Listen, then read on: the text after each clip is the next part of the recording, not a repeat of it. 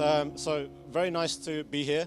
This is actually the first time Nintendo as a company has been in Ukraine in Ukraine as a kind of in official capacity. So, you know, this is a kind of a remarkable day actually for the history of gaming in Ukraine and for Nintendo. So very nice to be here and thank you for having me. So in this talk, I would like to explain about, you know, a little bit about Nintendo and a little bit about Nintendo Switch. And, you know, it is the Nintendo's latest video game console. So the goal is basically to give you a basic understanding about the platform and the tools, you know, its capabilities and the tools we have to aid you to bring your content onto the Nintendo Switch platform. So a quick word about me. So as I was introduced, I'm Mao. I'm a business development manager at Nintendo Europe. We're based in Frankfurt in Germany. And we are basically responsible for everything with third-party publishing in Europe and Africa. Anywhere that's not America and Japan, basically.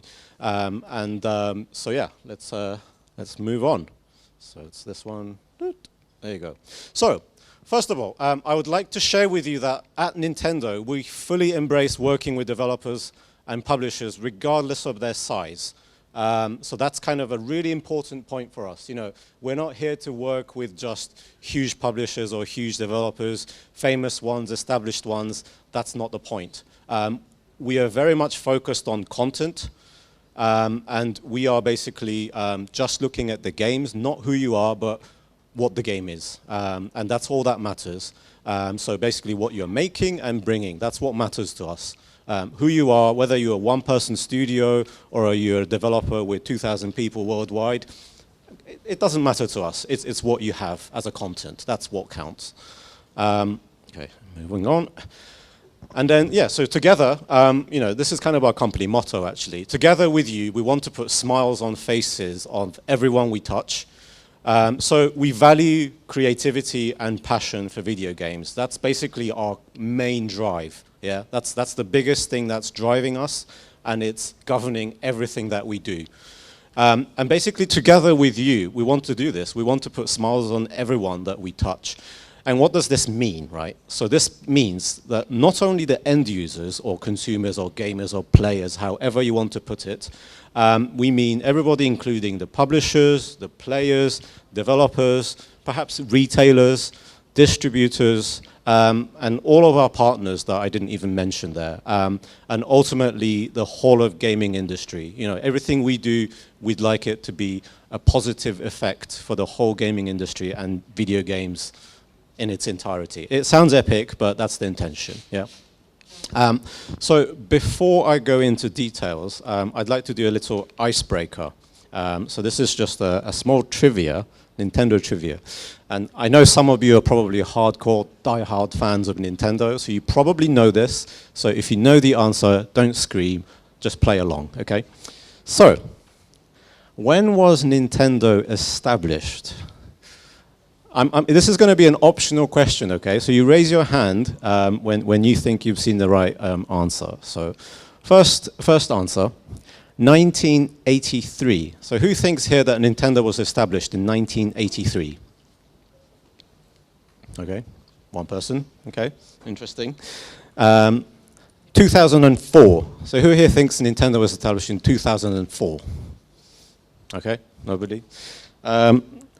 1889. That sounds ridiculous, but who thinks Nintendo was established in 1889? Okay. You got me. You guys know these things, you know. It's actually 1889. It sounds ridiculous.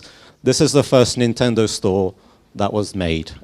It doesn't exist anymore, unfortunately, but we actually started off as a playing cards game. So it's a handcrafted playing cards, and that's what Nintendo started as in 1889. So as you can see, it's basically in our DNA. From right at the beginning, it's all been about games, and it's all been about entertainment. So I just wanted to put that across as the DNA of Nintendo and our spirit and where we are coming from. Yeah. So what's Nintendo Switch? Yeah, I'd like to start with this basic question. Who in this audience here own a Nintendo Switch? Raise your hands. Okay, substantial amount. Good, good. Who in this hall has ever owned a Nintendo console?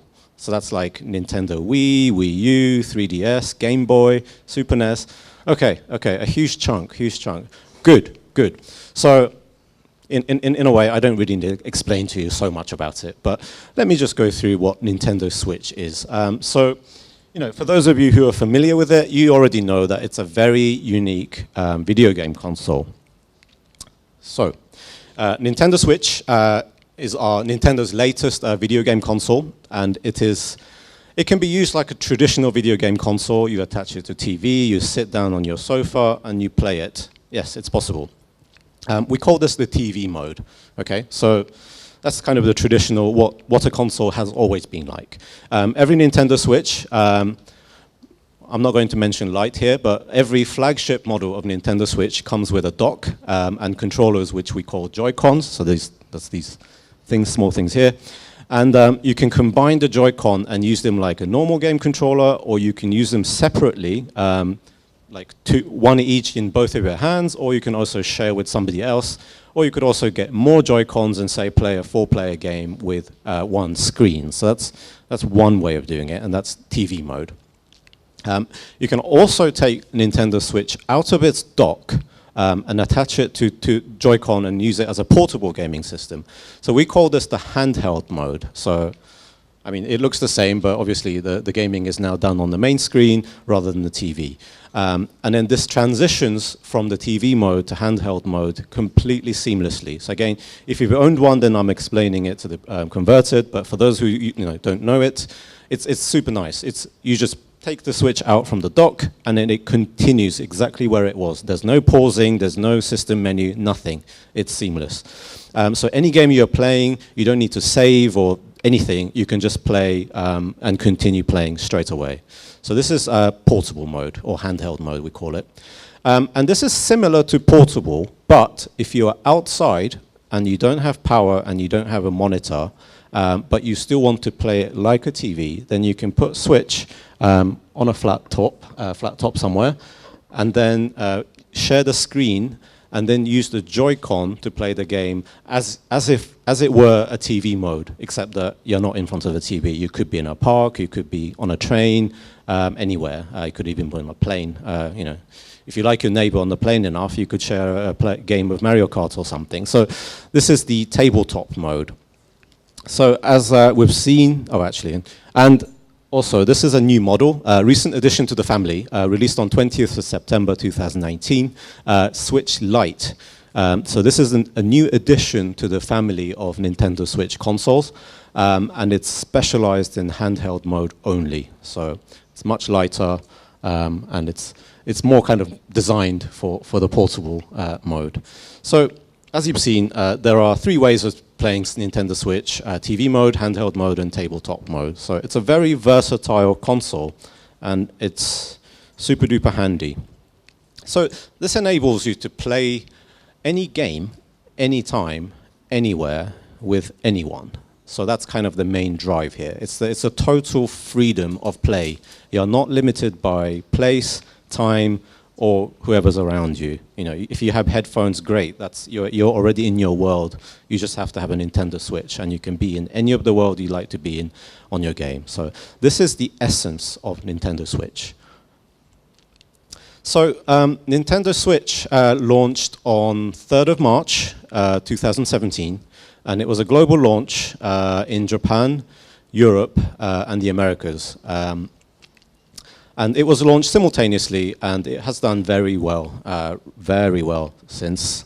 So in the space of just over 2.5 years, by end of October 2019, we had sold through, so this means it has gone to individuals.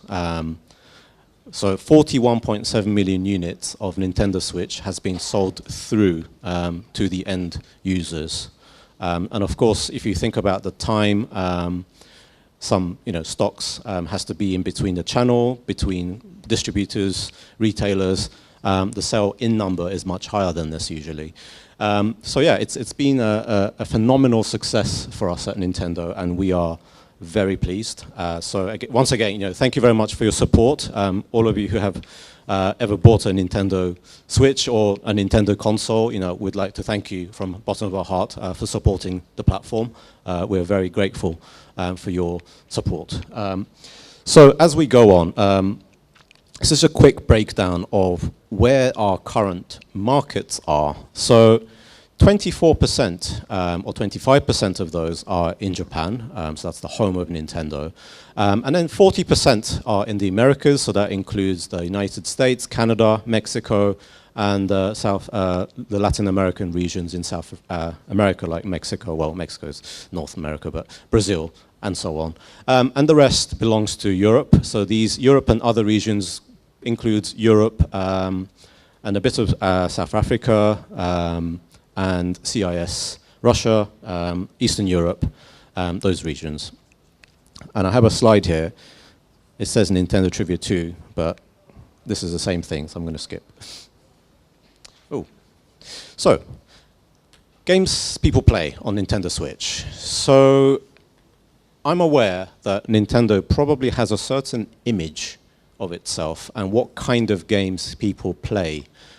Mainly from the track record of how Nintendo platform has been in the past, and also from the type of games Nintendo tends to publish as a first party.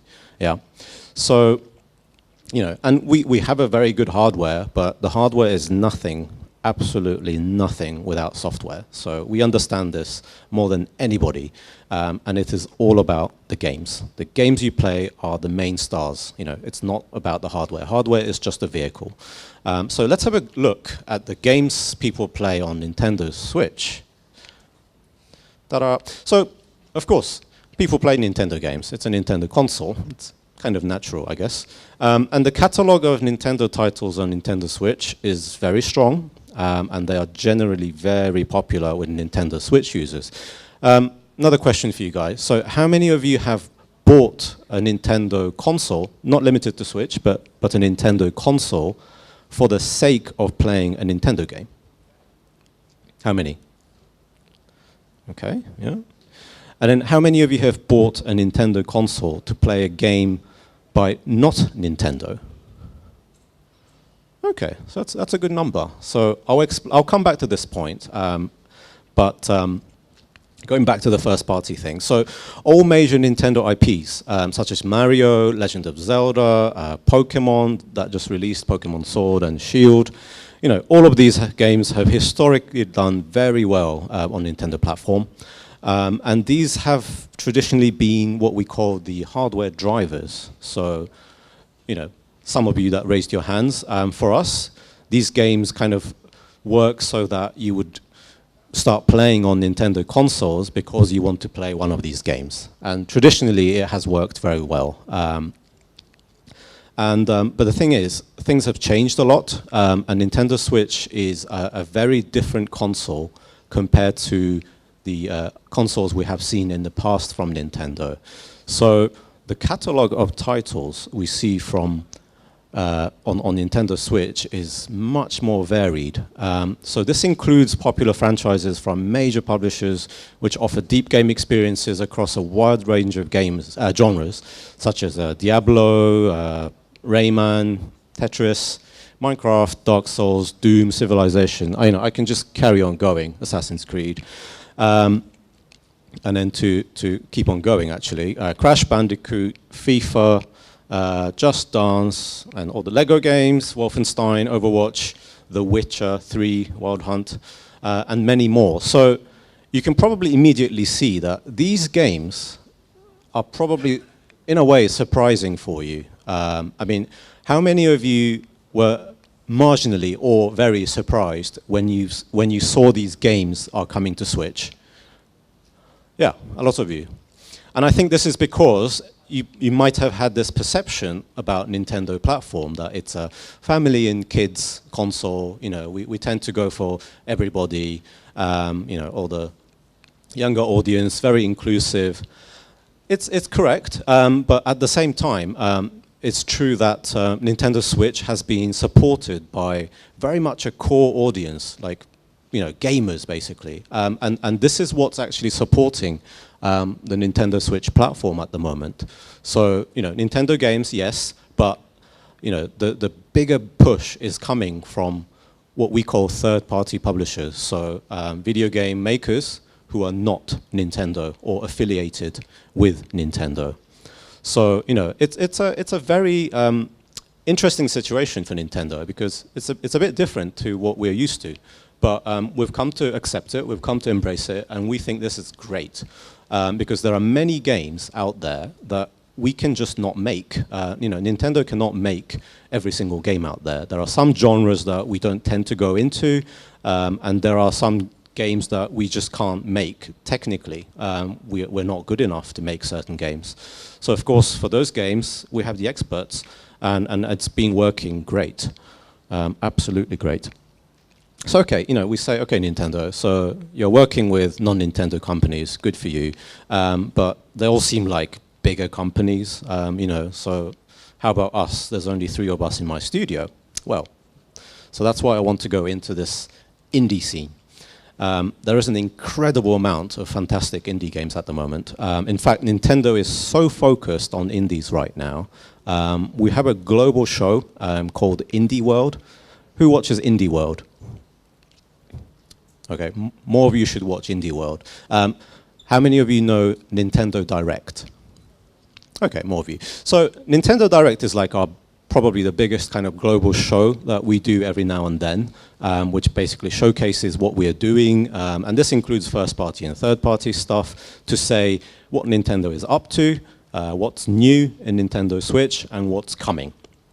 However, Nintendo Direct tends to be occupied by the so-called, the bigger publishers and even Nintendo first-party games. So we have something called Indie World, which is basically the same. It's in Nintendo Direct, but specifically for indie titles and third-party titles only. So we do this a few times a year. And then, these games have been, most of them have been featured in this Indie World. So do keep an eye for the next show, as we will present many great indie games from all over the world. And there's absolutely no limit. Doesn't matter where you're from.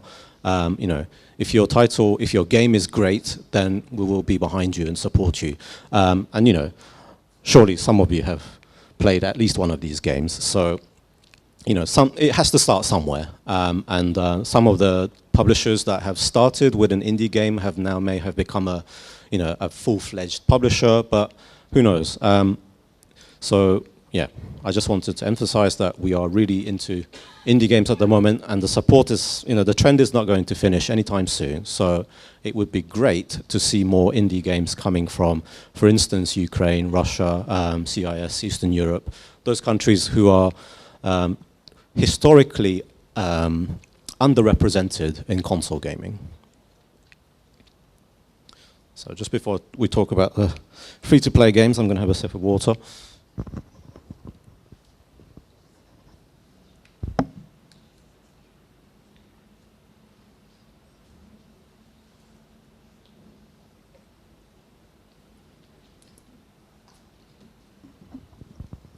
Right, so free-to-play titles are available on Nintendo Switch too.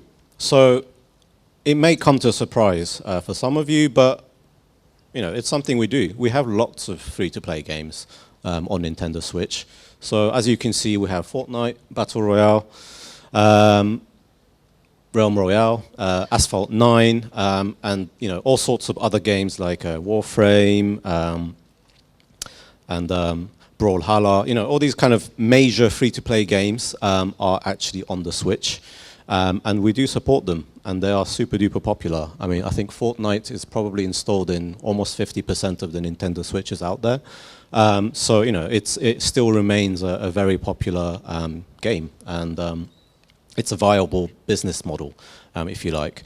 However, for free-to-play games, we do have an extra layer of approval system, but I'll come to that afterwards. So we now have over 2,000 games available on Nintendo Switch, and they are from over 1,000 publishers.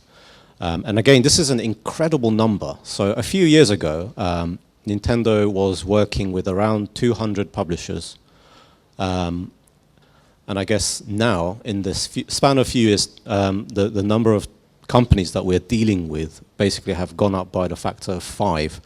And this basically just means that probably there are more indies, but also we're now kind of working with people from wider range of locations. So we're kind of stretching out from the traditional console market, which tended to be confined within North America, Western Europe, and Japan. But as you can see, I'm here now in Ukraine. So we're really trying to reach out and include the rest of the world basically into this phenomenon. So yeah, many of these games are available as packaged software as well. But digital sales are growing amazingly fast on Nintendo Switch. So of course, the digital scene in video games have changed vastly in the past few years. Only until about 10 years ago, it was very normal for you to have to go to a game shop and buy a disc or a cartridge and then slot it into your console, and that was the only way of playing a game. But now, if you're connected to internet, you can just download your game. And of course, this has been normal for some time for PC, but for console, and especially for Nintendo, it's fairly new. So, it's digital sales, are very much an area where we are seeing a steady growth for Nintendo Switch.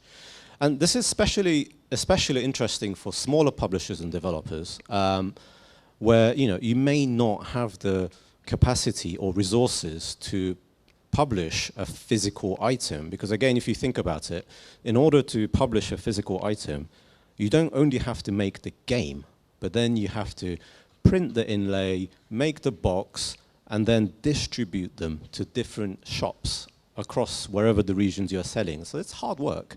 And most of the time, if you're a small developer, you don't have the resources for this because you're 2 people in your house. Then you probably end up working with publisher, which is also great.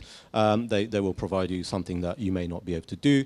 But on the other side, if you're digital, then whether you have the support from a publisher or not, working on digital is probably slightly less work for you. And then so at the moment, around 60% of all digital sales are from the downloadable versions of packaged software. So what does that mean? So it means games that can be downloaded, but can also be bought in shop. Yeah. And then around 40% of all digital sales are from download-only software. So that means they're the games that are only available on digital. And in a very simplified way, basically to kind of compound what I've just been trying to say, is that your game can be on Nintendo Switch. It's not that difficult. The wealth of games already available on Nintendo Switch, but Nintendo Switch audience has a healthy appetite for new content. They want something new. They are never going to be satisfied. Okay, and that is kind of the main drive. Everybody always wants something new, something different, something else. So your game can be on Nintendo Switch. And I guess the bulk of this talk is actually about talking how do you do it. Before we get there, however, all basic rules still apply. So we are a platform business, and we're not a publisher for these games. So we work with self-publishing developers and publishers, and that's to say that we will provide everything you require to publish your game, and we will support you on the way. However, we're not going to market your game for you, okay? So what was interesting, in the short span of time I've been here today, many people came to me and said like, oh, I released a game on Nintendo Switch.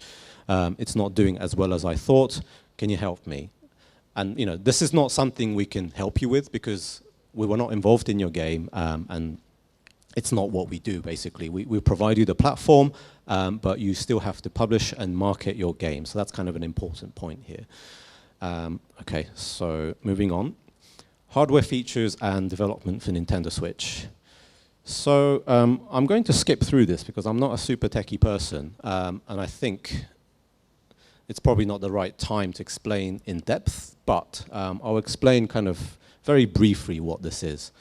So putting a Nintendo Switch in the dock and seeing how the video output switches TV can be a magical moment for new players. You know, when it's your first time, you take it in, take it out, and it's just so seamless. There's no glitch, there's no bug, it never freezes or anything, which can happen in that sort of old way of thinking. But this is like probably by far the most important technical feature on Nintendo Switch. And in order to accommodate the bespoke OS handles all the processing. So that means we actually do all the work, and in majority of cases, you as a developer do not have to be involved in the process at all. It's just a made up package. It's there, and you just use it. There's nothing you have to do or implement. So this is good news for you, basically. And when Nintendo Switch is connected to the dock, the available GPU performance is actually higher compared to the undocked mode. I mean, this is nothing new, but it's important to make sure that the game plays well, both in undocked and docked. So it can sometimes vary because the screen size, resolution size changes. For instance, if your game is purely pixel-based, then, as you would know, with a pixel game, you can't just scale a pixel game by 50%.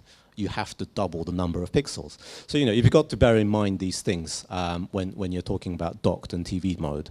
So consideration for UI is quite important, especially for portable handheld mode for Nintendo Switch, and especially with Switch Lite, because Nintendo Switch Lite has a slightly smaller screen than the flagship.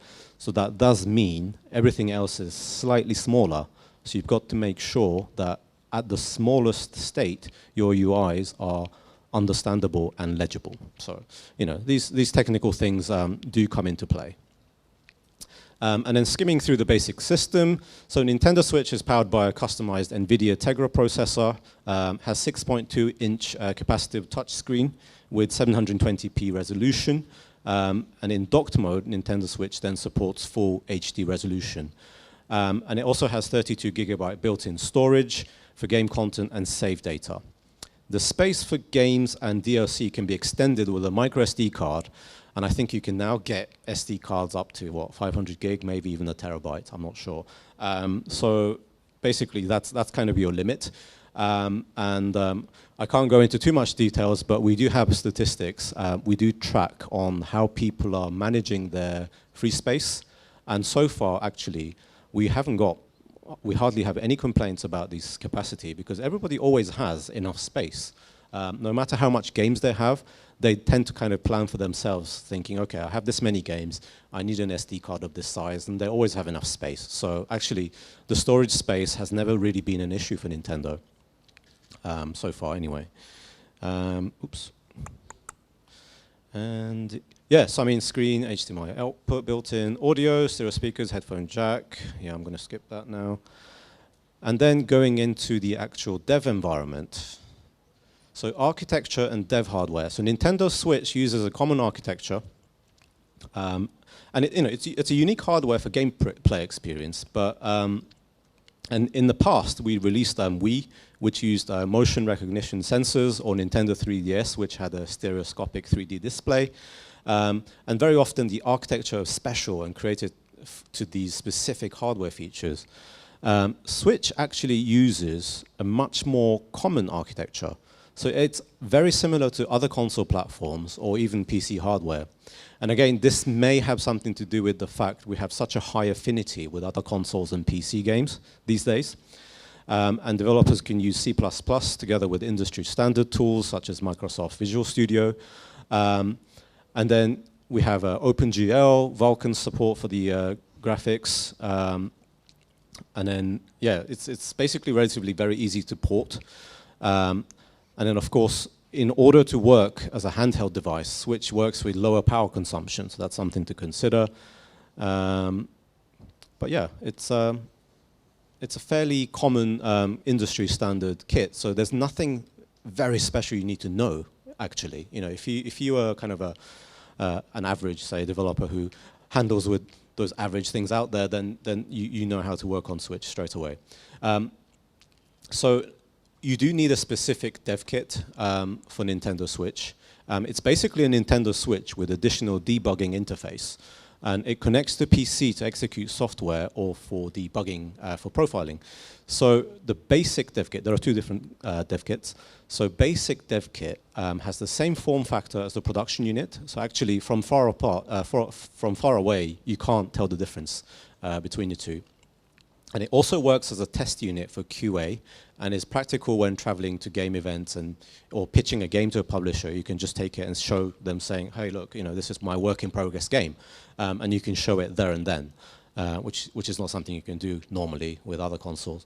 And for smaller indie projects, the basic dev kit is often enough for you.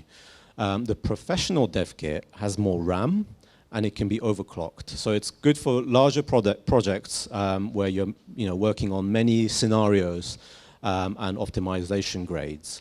But basic and professional dev kits both work with the same SDK and support all the same tools. And then setup costs. So you can purchase dev kit online at Nintendo Developer Portal. Okay. And the basic dev kit is less than 500 euros. So, not too expensive. And then, so up until for Wii U and 3DS platforms, the European developers, and I'm including Ukraine for this sake, had to buy dev kits from Nintendo of America. But now, for Switch, we have basically relocated all this to Europe. So if you purchase a dev kit, it will be shipped from our office in Frankfurt in Germany. So, it's slightly simpler, especially if you're within EU, or if your company is based within EU, then it happens in a flash. Outside of EU, it just takes a bit more time because of customs and regulations and whatnot. And then SDK, technical support, certification. So this is what we call lot check in Nintendo. Is available to all developers completely free of charge. We do not charge for any of these services. Okay, so all this technical support and everything, we do it from our own pocket. And of course, we don't gain anything until your game sells. So it's within our interest that your game sells. And then tools and middleware. So Nintendo has official program for tools and middleware. In total, there are about 40 technologies and middleware products. Game Engine, obviously Unity, Unreal Engine, Game Maker Studio 2, just to name a few. And then we have like audio and visual. We have Bink, Fmod, WWise, all those things. Physics, Havoc, physics, all this basic standard stuff that you see everywhere else. So, and also actually becoming an official middleware provider has relatively low hurdles. Not really my expertise, but I'll just put it out there. So, the most interesting part, publishing a game on Nintendo Switch. So, publishing process on Nintendo Switch is actually relatively straightforward. So, for our presentation's sake, or my presentation's sake, I will assume that you have finished the development of your game and you are ready to publish it on the platform. So this could be a game that you've made for Steam, for instance, and you want to port it to Switch, or you already have a game and you're just looking for the right moment to announce it or publish it. So, step one, you have to register as a publisher. So in order for you to release your game on Nintendo Switch, we have to know who you are. So you do this on the Nintendo Developer Portal, which is your main destination for development and publishing on the platform. Publisher agreements are in place for both digital and physical releases. So even if you're not intending to release things physically on the cartridge, we sign you up anyway. It just makes it easier and everything's streamlined. If you choose not to ever release a physical release, not a problem. And then step two, register your title on the Nintendo Developer Portal. So here you provide basic information about your game. And then the third step is your age ratings. So age ratings are very important. You cannot release your game without an age rating in any given area covered by these age ratings. So the main age ratings in Europe are PEGI, which is basically applicable to pretty much every country except for Germany. And then you have the USK, which is specifically in Germany. And then, of course, you have ESRB for America. And then if you're publishing in Japan, you have CIRO. And then also if you are in Russia, then there's a separate one, and so on. So these are territory specific, and you need the corresponding age rating for your target release territory. Okay, so, and it often happens that your game is rated differently depending on where you are. So of course, if you wanted to release your game in Australia, which I don't see why not, then you need a separate one, because Australia is rated by OFLC, which is again a different entity, and you have to submit these two separate ones yourself. However, for digital-only releases, Nintendo supports IARC, which is basically a system you do online. It's International Age Rating Coalition. So this is participated by most of the age rating bodies I just mentioned, which means if your game is digital-only, then all of these age rating bodies basically approve in one go, saying, okay, yeah, this is fine, and they will give you a rating accordingly. So this one has no physical submission to any of the bodies. You do everything online.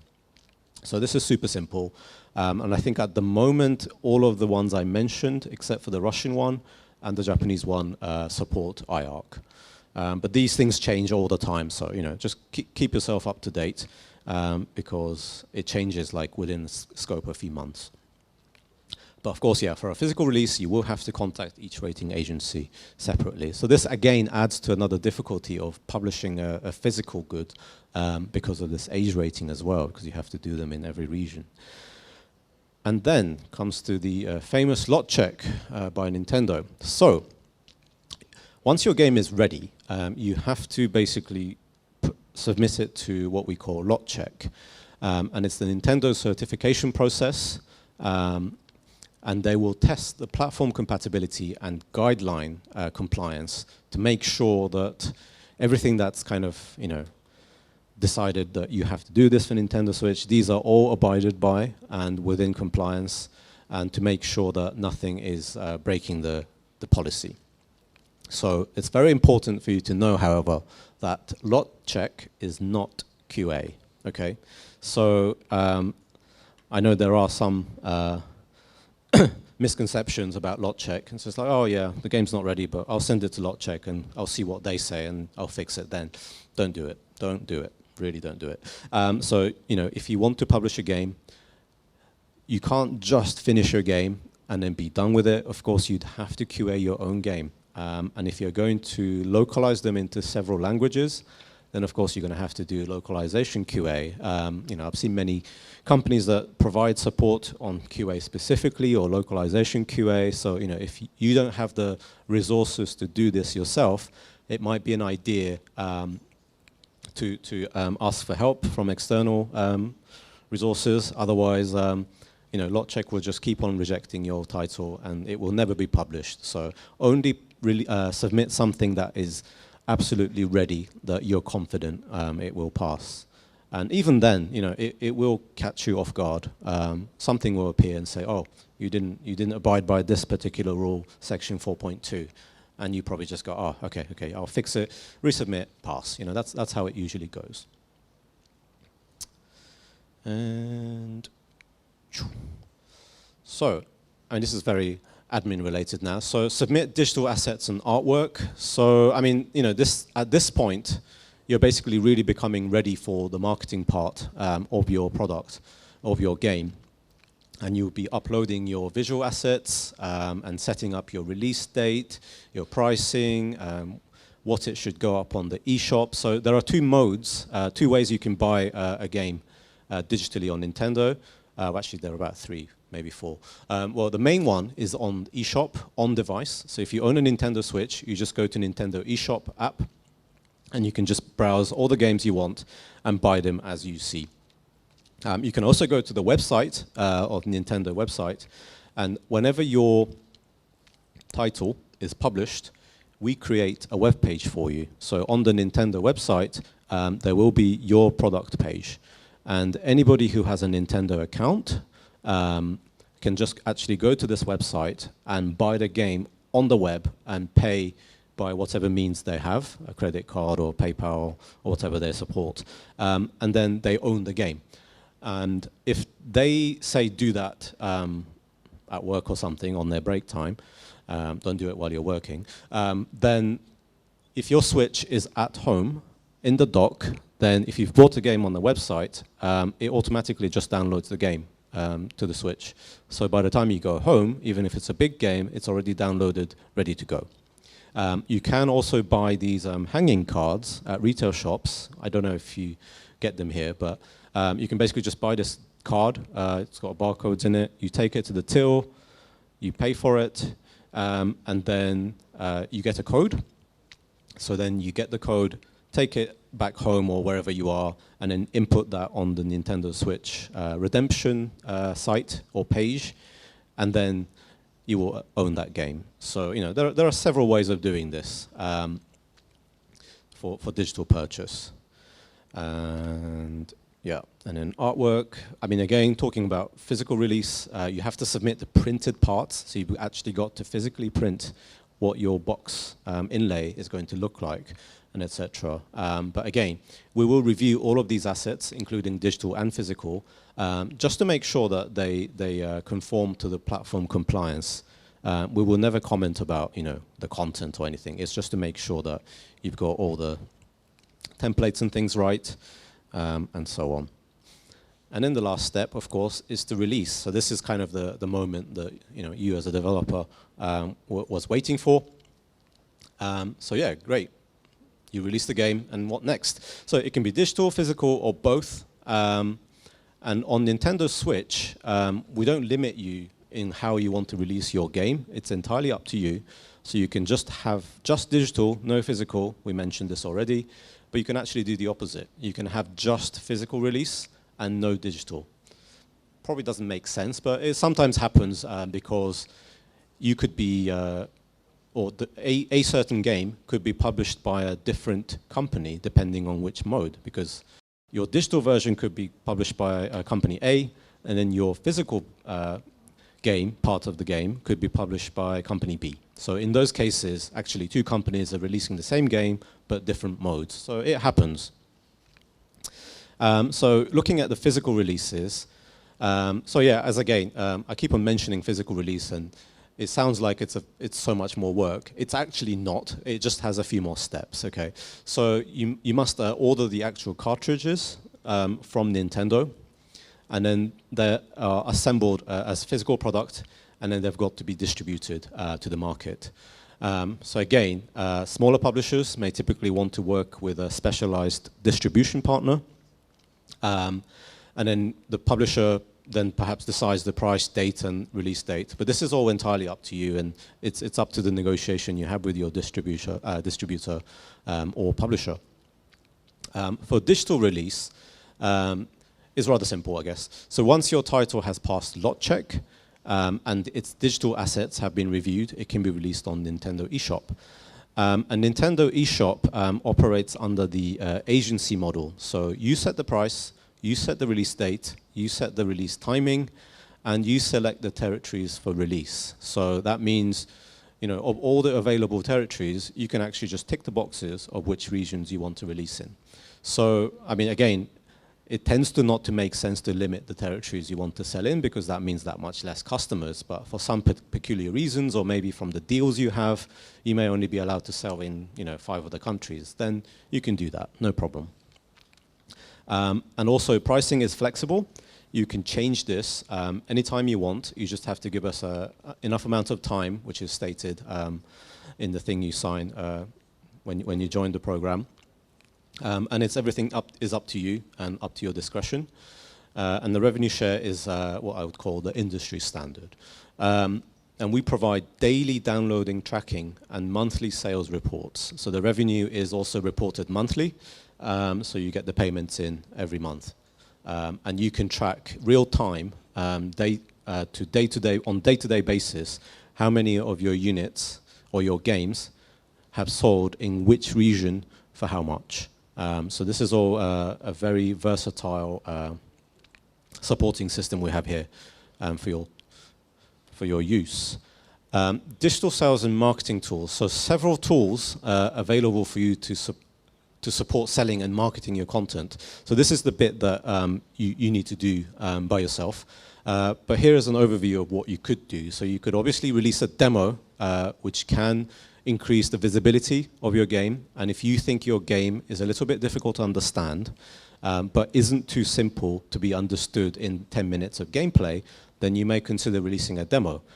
It will give you another beat because on the eShop it will appear in a separate section to released. There's a separate demo section, and also there are far less games with a demo available than the whole of catalog. So just by having a demo, your game will stand out somewhat.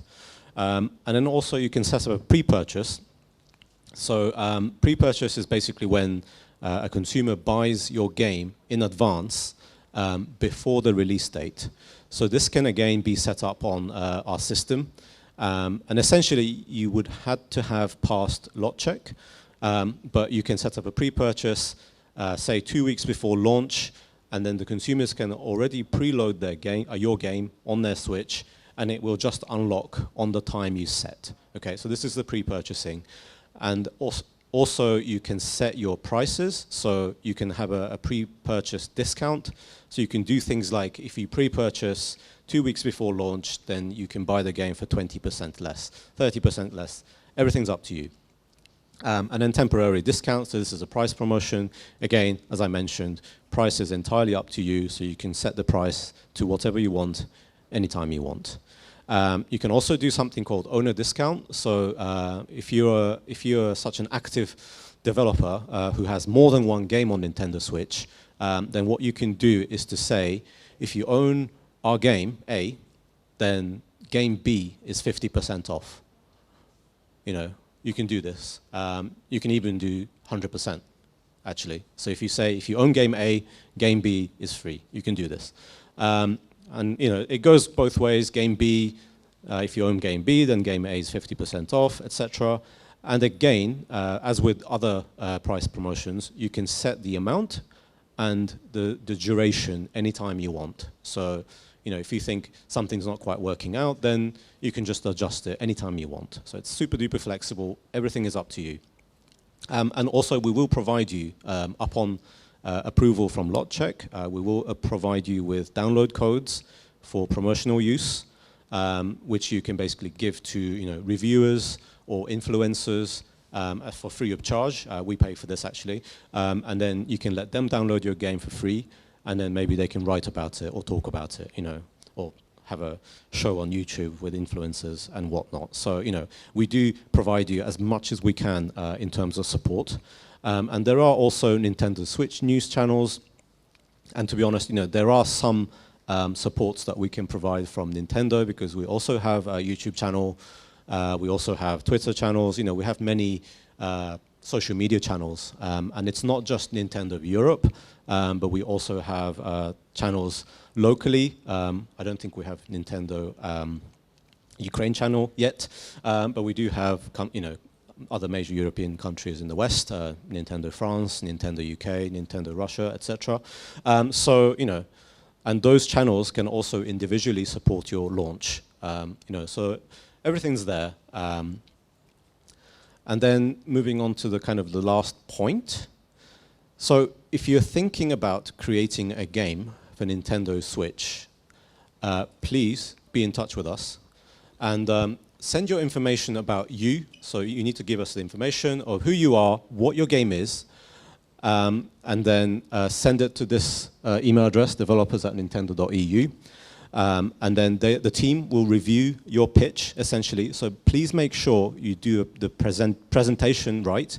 You have to make a presentation. Okay, we get lots of people who are just sending us the GDD, and then we're just standing there thinking, okay, what is it? Like, what's the game? You know, so it's got to be presented. And then, you know, we will provide you, if the quality is there, then we will provide you access to the dev kit, and then you will be able to start the process. And just one more thing, actually, about the tendencies. So I've had many people approach me just today, actually, about mobile games. So, of course, mobile gaming is huge. It's a huge scene at the moment, and it seems like everyone's making mobile games. And this is not to say we don't want mobile games, but just please think that everybody who owns a Nintendo Switch probably owns a mobile phone. Okay, this is a fact. So just please think that if somebody wants to play a game, would they just play it on their mobile, or would they want to play it on their Nintendo Switch, along with the games I've shown you earlier? So it's just a take-home point to think about. Sometimes it works, sometimes it doesn't. So just have a think about it. It's common sense. And we also have a booth here at Games Gathering at S9.